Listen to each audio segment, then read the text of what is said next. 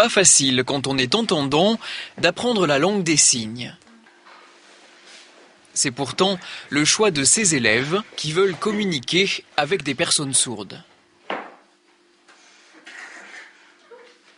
Moi, je suis maman d'une petite fille qui est sourde. Son âge, elle a 2 ans et demi. J'ai su qu'elle était sourde, elle avait 1 an. Donc aujourd'hui, j'apprends la langue des signes pour parler avec elle. La langue des signes existe depuis toujours, informelle, entre sourds. Mais en 1760, un entendant, l'abbé de l'Épée, la découvre en regardant communiquer 2 sœurs sourdes. Il va la formaliser et commencer à l'enseigner.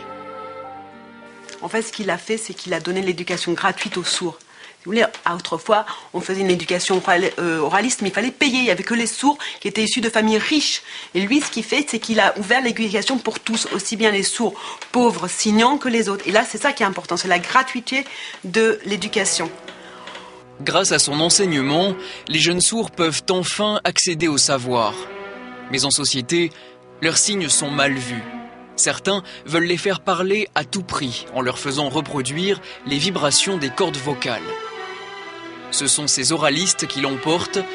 En 1878, la langue des signes est bannie de l'enseignement. À l'époque, vous savez, c'était une époque où on se contrôlait, où il fallait parler bien, le corps ne bougeait pas, alors que la langue des signes, c'est plus ça donne une image plus de sauvage, on est plus à s'agiter, il y a de l'expression. Et donc, le résultat, c'est que c'est vrai qu'il y a une éducation oraliste. Pour l'intégration, c'était bien.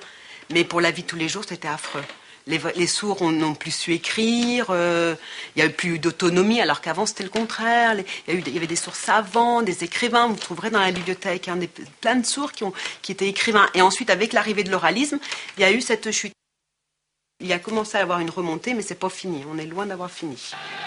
Pour un retour en grâce de la langue des signes, il faut attendre mai 68 et ses manifestations en faveur des langues minoritaires, comme le corse ou le breton.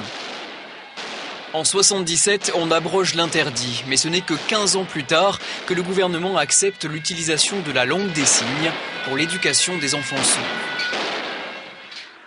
Dans cette école, on perpétue donc le travail de l'abbé de l'Épée, tout en guettant d'un mauvais œil des innovations médicales comme l'implant cochléaire, qui permet à certains de retrouver l'audition, mais qui menace aussi la pérennité de la langue des signes.